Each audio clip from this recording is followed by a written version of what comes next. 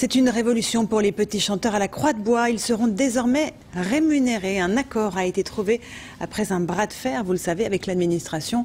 La tournée a pu reprendre hier soir à Béthune, mais l'association va devoir trouver des fonds pour poursuivre ses activités. Reportage de Sébastien Humbert et de Thierry Chartier. Ça, il ne faut pas qu'on ait des choses qui dépassent comme ça, vous voyez, dans les nœuds cordons. Dernier préparatif avant de monter sur scène.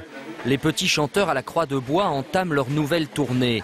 Un moment exceptionnel, à plus d'un titre cette année. Car pour la première fois de leur histoire, les petits chanteurs seront rémunérés pour ce concert.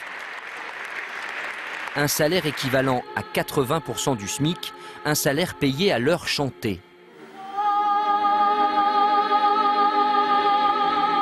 De l'argent qui visiblement ne réjouit pas les petits chanteurs, plutôt opposé à cette mesure. Je pense que c'est plutôt un plaisir de chanter qu'un travail plutôt. Mais le ministère du Travail n'est pas de cet avis. Il considère que les concerts payants, 20 € la place, sont assimilables à du travail.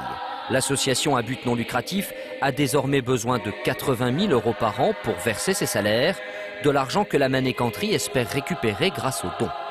Nous sommes reconnus d'intérêt général, donc nous pouvons faire des reçus fiscaux et nous souhaiterions que des entreprises se mettent en rapport avec nous pour obtenir du mécénat. Un message déjà bien compris par le public du concert. Je les suis pour pas que ça s'arrête, quoi. Donc je donne ce que je peux. Je trouve qu'ils font partie du patrimoine national, enfin ils font partie du patrimoine culturel.